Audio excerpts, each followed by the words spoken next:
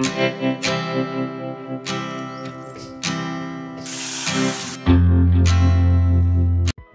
Everyone, welcome back to my channel. আশা করছি সকলেই খুব ভালো আছো। বীরভূম জেলার ছোট্ট একটা শহর থেকে আমি সুধা আবারও চলে এসেছি নতুন দিনের নতুন আরও একটা ব্লগ নিয়ে। তো চলো আজকের ব্লগটা এখান থেকে স্টার্ট করা যাক। আই হোপ আজকের ব্লগটাও তোমরা প্রচণ্ড এনজয় করবে। সকাল টাইমে আজকে ঘড়ির কাঁটায় যখন 9টা বাজে তখন কিন্তু আমার ছেলেকে ড্রয়িং স্যার ড্রয়িংয়ে যেতে বলেছিলেন। হ্যাঁ, আর একটা কথা বলে রাখি, আমার ছেলের কিন্তু এই কিছুদিন যাবৎ স্কুল ছুটি থাকবে। মানে ছেলের হচ্ছে স্কুলে অ্যানুয়াল প্রোগ্রাম, তো সেই হিসেবে কিন্তু স্কুলে ছুটি চলছে প্রস্তুতির স্বরূপ। আর আমার ছেলে না প্রত্যেক বছরই অ্যানুয়াল প্রোগ্রামে নাম দেয়, আসলে এই বছরেই দেওয়া হলো না। তো ওই কারণে কিন্তু ছেলের স্কুলটা ইদানিং ছুটি চলছে, মানে 3-4 দিন যাবৎ ছুটি চলবে। আর এইদিকে দেখতেই পাচ্ছ আমি সবজিটা কেটে নিলাম এই ফাঁকে। আসলে ছেলেকে না আমি ড্রয়িংয়ের ক্লাসে দিয়ে এলাম, তারপর এখানে আমি সবজিটা কেটে নিচ্ছি আর তারপরে স্নানে যাব। আসলে যেদিনে আর কি স্কুলের ব্যাপার থাকে সেই দিনে তো তাড়াহুড়ো করে আমাকে রান্নাঘরেই ঢুকতে হয়।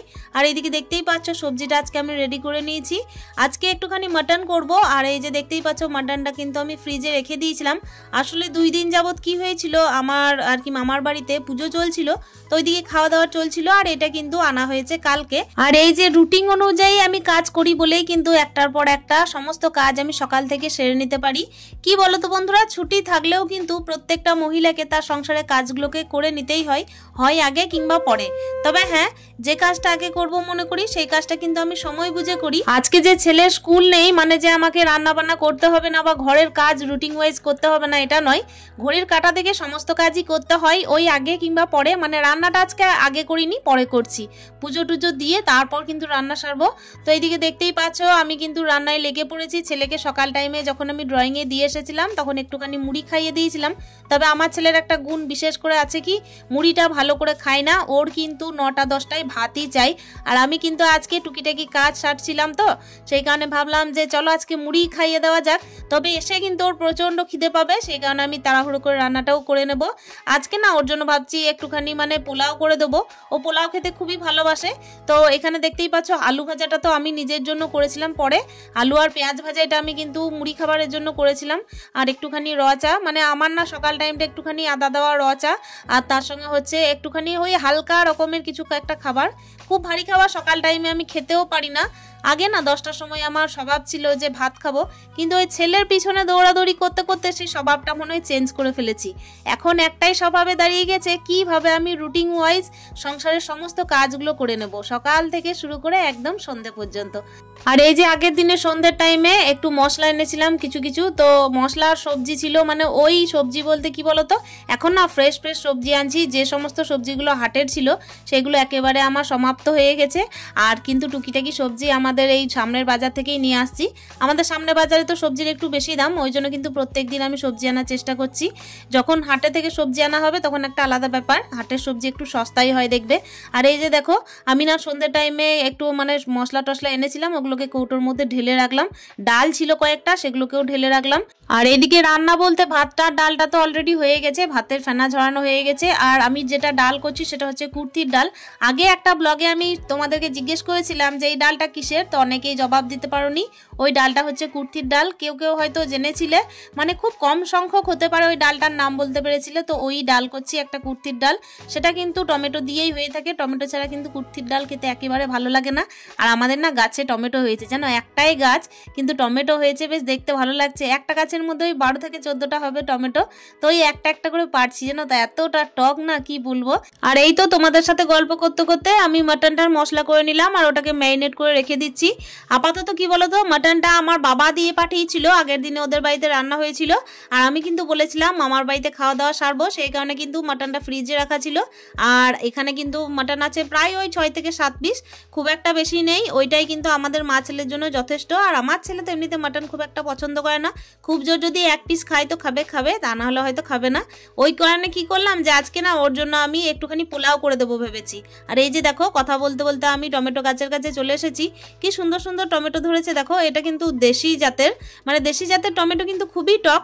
যদিও বা এটা হাটে গেলে হয়তো 5 টাকায় দিয়ে দেবে এই সমস্ত টমেটোকে, কিন্তু যতই দেখবে 5 টাকায় হাটে গেলে টমেটো পাওয়া গেলেও নিজের হাতে লাগানো বা নিজের হাতে যত্ন করা যে কোনো জিনিসেরই মান কিন্তু নিজের কাছে অন্তত অনেকটাই বেশি।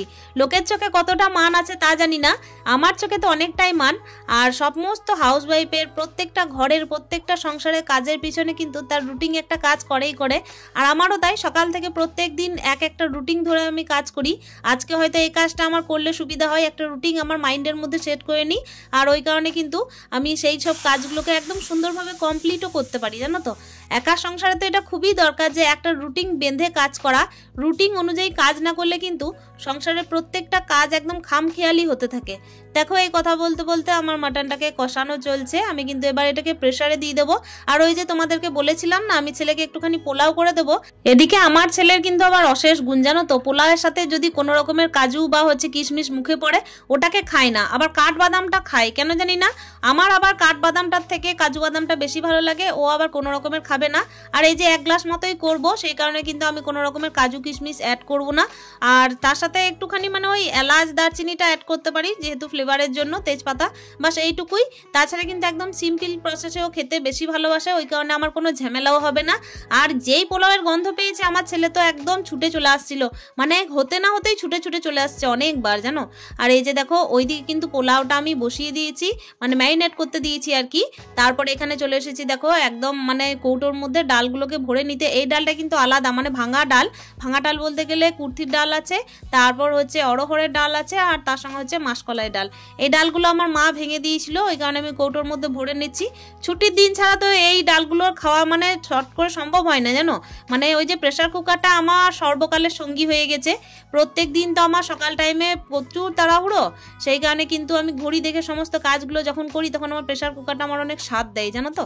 সেই কারণে আমি কি করেছি যে আমি এই যে ছুটির দিনগুলোতে কুর্থির ডাল, মাসকলাই ডাল এগুলো আমি করার চেষ্টা করছি। আর এই যে শশা নিয়ে এসেছি, শশাটা কিন্তু আমি গপুর জন্য এনেছিলাম, তখন কিন্তু মনে পড়লো যে গপু তো এখন মামার বাড়িতে আছে, তো চলো আমরাই না হয় খেয়ে নেবো, তা নাহলে তো শুকিয়ে যাবে। গপু যখন আবার আসবে তখন গপুর জন্য নিয়ে আসবো। আসলে গোপালের তো শশা আর লাড্ডু এই দুটো জিনিস খুবই পছন্দের, শুধুমাত্র গপুর নয়, জানো তো, আমার ছেলেরও শশা আর লাড্ডু খুবই পছন্দের।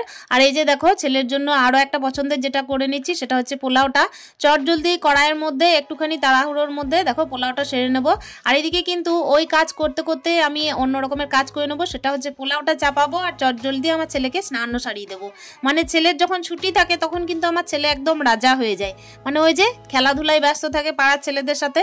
তো কি করব, ঘরে থাকলে কিন্তু ছেলেকে বেঁধে রাখাও সম্ভব নয়। এদিকে পোলাওয়ের চালটা ভাজতে ভাজতেই দুধওয়ালা কাকু দুধটা দিয়ে গেল, তো এর মাঝে আমাকে দেখো ফ্রিজের মধ্যে দুধটা ঠিক করে রেখে দিতে হচ্ছে, তা নাহলে তো আমাদের এদিকে আবার বিড়ালের খুবই উপদ্রব, একটুখানি চোখ যেই সরাবে সেই কিন্তু কাণ্ড ঘটিয়ে বসে থাকবে। প্রেসার কুকার থেকে কড়াইয়ের মধ্যে আমি মাংসটা ঢেলে নিলাম, ওটাকে কিন্তু আমি আবারও গ্যাসে চাপিয়ে ফুটিয়ে নিচ্ছি। আর ওইদিকে কিন্তু পোলাওটা আর একটা কড়াইয়ে চাপিয়েছি, এর মাঝে কিন্তু আমি ছেলের জন্য স্নান সারিয়ে নেব। তো ওই কারণে কিন্তু দেখো জামা আমি রেডি করতে এসেছিলাম যে কোন জামাটা আসলে পরাটা ঠিক হবে। আসলে দেখলাম যে না এই জামাটা এই বছর আর কি এটা না গায়ে ঠেকানোই হয়নি, তো ভাবলাম চলো এইটাই আর কি পরানো যাক। তো ওদিকে কিন্তু আমার ছেলে টিভি দেখতে খুবই ব্যস্ত, কোনো কাজ করতে করতে কিন্তু টিভিটা ওর চলেই চলে, ওইদিকে কিন্তু তাকিয়ে বসে আছে। আর এখন দেখতেই পাচ্ছ ওকে স্নানটা সারিয়ে দিয়েছি, স্নান সারিয়ে কিন্তু আমি আবারও দৌড়ে যাব, কেন কি তাড়াহুড়ো করে কাজ করছি জানো, কেন কি পোলাওটা যদি লেগে যায় না তাহলে কিন্তু সর্বনাশ হয়ে যাবে। তো ছেলেকে এদিকে কিন্তু স্নান করিয়ে একদম চুলটুল আঁচড়ে দিলাম ভালোভাবে। আর ও না জানে যে মা যখন আমাকে করে দেবে তখন ও মা করে দিলেই ভালো, নিজে না করলেই হয়। আর যখন আমার ছেলে ধরো সপ্তাহের একটা দিন থাকে ওই রবিবার, তখনই ওই একটা দিনের জন্যই সারাদিন পায়, তাছাড়া তো ওই সকাল 10টা থেকে একেবারে বিকাল 5:30 পর্যন্ত ছেলেকে আর পাওয়া যায় না। সেই কারণে দেখলাম চলো বকাবকি না করে আমি সব রেডি করিয়ে দিই। মাঝে মাঝে কি জানো তো ও আর বড় হতেই চাইছে না মনে হচ্ছে, তবু কিন্তু আমি সবসময় চেষ্টা করছি, আসলে মায়ের আদরে মানুষ তো শুধুমাত্র, ওই কারণে কিন্তু বাচ্চা হিসেবেও এখনো ছোটই থেকে গেছে। তো এই কথা বলতে বলতে দেখো আমার কিন্তু এদিকে একেবারে মাটনটা রেডি হয়ে গেল আর পোলাওটাও রেডি হয়ে গেল। ছেলের জন্য পোলাও, শশা আর ওইদিকে মাটন 2 পিস।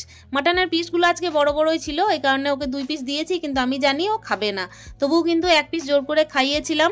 তো দেখো এদিকে কিন্তু মাটনটা দিয়েছি ওকে, ও কিন্তু ঝোলটা খুবই ভালো খেয়েছে, আলু খেয়েছে 4টে, এখানে একটা আলু দিয়েছিলাম, তো একটু আলুই করেছিলাম, আমি জানি যে ও মাটনের ঝোলটা খাবে আর আলুগুলো কিন্তু খাবেই খাবে। তাছাড়াও কিন্তু সন্ধ্যে লাঞ্চের টাইমে যেটুকু আর কি পোলাও ছিল আমাকে 1 চামচও খেতে দেয়নি।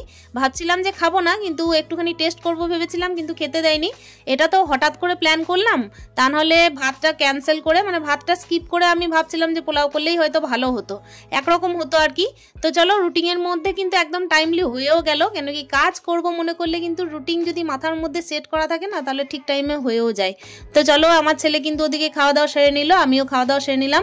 আমি ভাতই খেয়েছিলাম, আর এদিকে কিন্তু কাপড়গুলো আমি বেশিক্ষণ এখন রাখছি না, মানে রোদের এতটা তাপ বাড়ছে দিনের পর দিন।